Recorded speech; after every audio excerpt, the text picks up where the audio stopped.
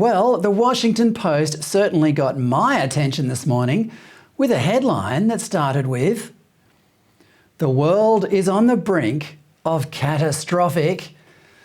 Right now, that could be anything. Another pandemic cooked up in a Wuhan lab, a global financial collapse caused by a run on banks, World War III with China and Russia, a food shortage caused by farm seizures, or maybe the violent protests in dozens of French towns and cities have started spreading to other countries.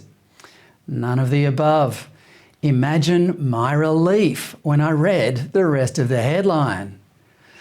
"The world is on the brink of catastrophic warming," UN climate report says.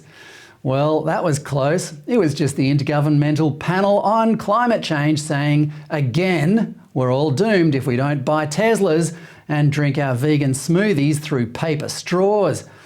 No wonder the Washington Post has lost 500,000 subscribers in 2 years. If it wanted to sell papers by scaring the crap out of readers, there's no shortage of actual crises to do it with. And you don't have to be a conspiracy theorist to notice a pattern to these crises. They all seem to conform to the World Economic Forum's plan to strip ordinary people of their possessions while the WEF's own billionaire elitists keep their private jets and mountain chalets. Last Friday, the market value of Swiss investment bank Credit Suisse was about $8 billion US. By Monday, the Swiss government had brokered a forced sale of the bank to its Swiss rival USB for $3 billion.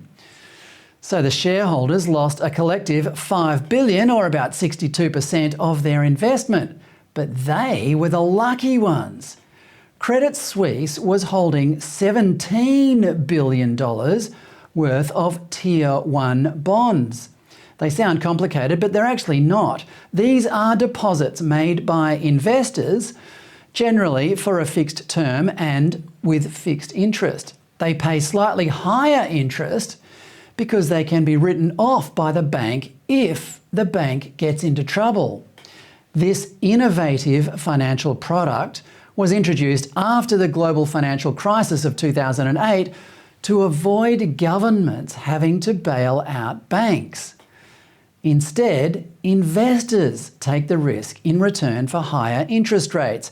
And if the bank goes belly up, then they've done their dough. On the weekend, Credit Suisse wrote off its Tier 1 bonds, $17 billion worth. Had it reached the threshold in which it could do that? Well, it's difficult to know. The deal was wrapped up over the weekend because there were fears that there might be a run on the bank on Monday morning, given its diabolical performance over the past few months. Its share price had certainly taken a hammering. So the government stepped in and took $9 billion US of debt, and the National Bank offered $100 billion in liquidity.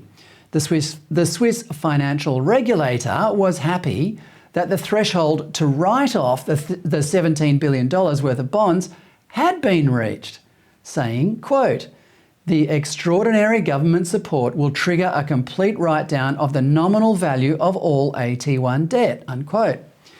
Well, as the Daily Wire's Ben Shapiro said this morning, quote, "This is a government-sponsored deal.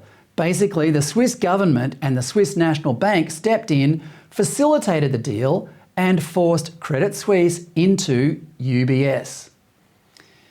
Well, in other words, despite the creation of Tier 1 bonds, it's still business as usual for governments to meddle in these matters, even to the point of telling shareholders and investors they've done all or some of their dough.